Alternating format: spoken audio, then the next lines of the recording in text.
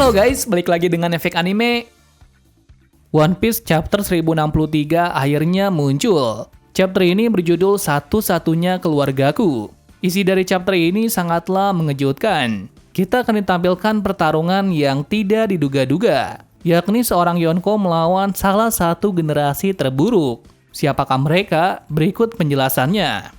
Sebelum kita menuju ke topik utama, jangan lupa klik subscribe dan nyalakan lonceng notifikasinya agar selalu mendapatkan update seputar informasi anime dari kami. Dan berikut review One Piece 1063 beserta prediksi 1064 lengkap versi efek anime.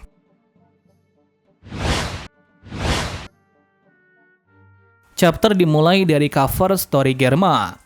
Setelah kemarin Pulau Kakao diselimuti oleh es, sekarang terjadi hal yang mengerikan, di mana Cracker menjadi beku akibat ulah seseorang yang diduga adalah Aokiji, karena hanya dia saja yang bisa melakukan hal tersebut. Selain dari Cracker, kita dilihatkan Broly sedang menangis histeris, seolah kehilangan seseorang yang penting. Nah, orang yang diculik adalah Puding. Jadi dengan begini sudah jelas bahwa tujuan dari bajak laut Kurohige mulai saat ini akan memfokuskan untuk mencari pulau terakhir. Lanjut dari panel utama, kita langsung dilihatkan Chopper, Luffy, dan Bonnie sudah seperti balon manusia, dikarenakan mereka terlalu banyak memakan makanan. Ya, ini bisa terjadi karena alat yang bisa membuat makanan itu terus-menerus. Dari sini bisa terlihat dengan memiliki mesin ini, maka dia bisa makan sepuasnya. Yaps, pastinya Luffy menginginkan alat ini setelah keluar dari pulau ini. Lalu di sekitar situ ada panel yang menunjukkan robot yang sangat menarik, di mana robot anjing tersebut memakan besi-besi yang berserakan, yang ternyata fungsi darinya adalah untuk didaur ulang. Artinya karya ilmiah dari Vegapunk memanglah sangat fantastis karena dia menemukan solusi dari permasalahan yang ada. Kemudian Luffy dan lainnya memasuki laboratorium penelitian, yang mana ada banyak sekali hal menarik di dalamnya. Dan sebelum memasukinya, tiba-tiba Luffy dan lainnya diberi baju yang spesial dari pulau ini, yakni sebuah kostum yang sangat futuristik. Yang ternyata mereka tidak diberi, melainkan Luffy menekan salah satu alat yang ada tulisan fashion. Lantas setelah menekan tombol tersebut, Luffy langsung mendapatkan baju tersebut. Akan hal itu, Bonnie yang tertarik mencoba alat itu. Tentu saja pilihan dari baju tersebut sangat banyak, sehingga Bonnie memilih yang terbaik. Dan ya, pakaian itu sangat cocok untuk Bonnie walaupun sepertinya terlalu ketat. Namun meski begitu, pakaian ini sangat ringan, sampai rasanya membuat seperti melayang. Jelas akan hal itu, Chopper dan Jinbei juga langsung mencobanya. Namun di sini baju dari Jinbei agak berbeda. Malah dia memilih baju mode Hawaii yang mungkin tidak tepat untuk situasi sekarang. Setelah kesenangan itu, mereka mendapati ada salah satu robot yang mulai mendekatinya. Robot tersebut sangatlah besar dan memiliki wajah seperti Kuma dengan baju polisi, yang artinya dia adalah penjaga di pulau ini. Anehnya di sini, tanpa ada suatu hal yang aneh, tiba-tiba polisi itu langsung mengejar Luffy. Ternyata alasan polisi itu mengejarnya ialah karena Luffy dan lainnya tidak membayar atas semua yang mereka pakai.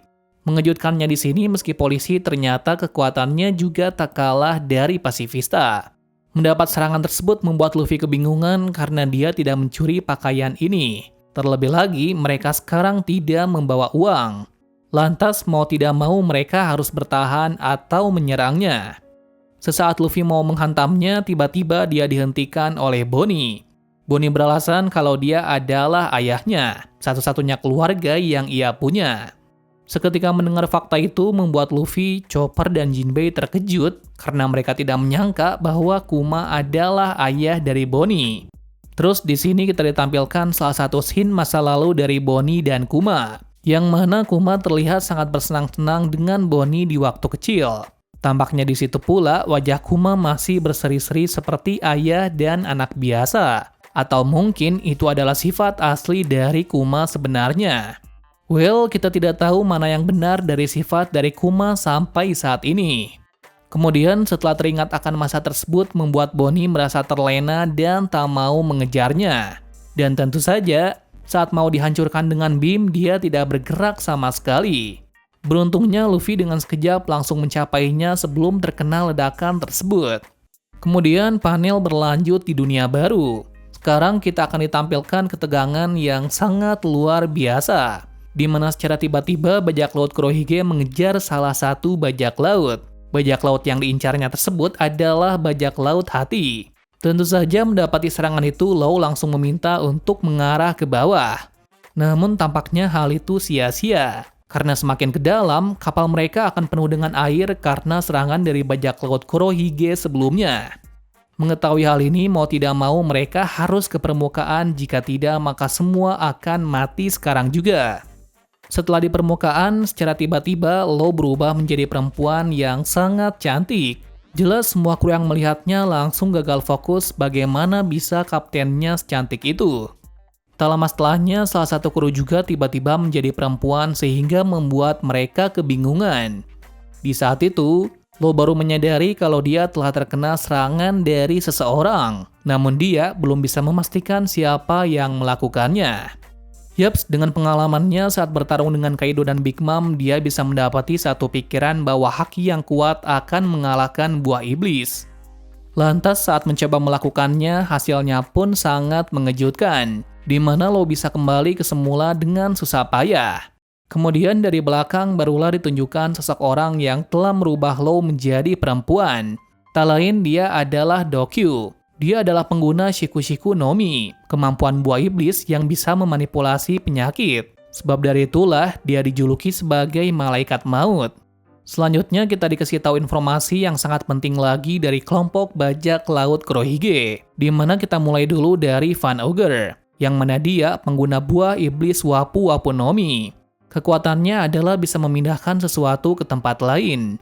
Di sini Van Ogre memindahkan Burgess ke dalam di mana Law berada.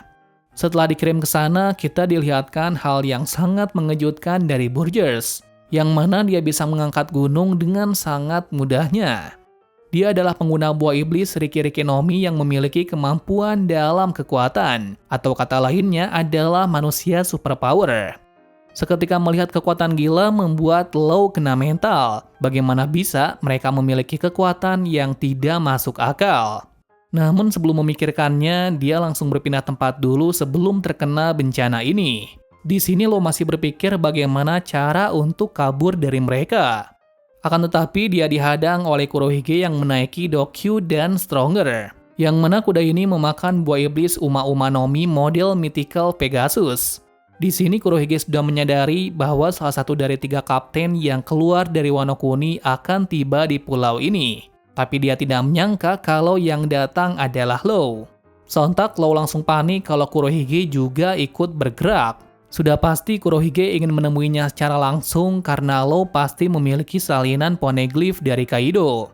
Bahkan tidak hanya Kaido, Law juga pasti memiliki salinan lainnya.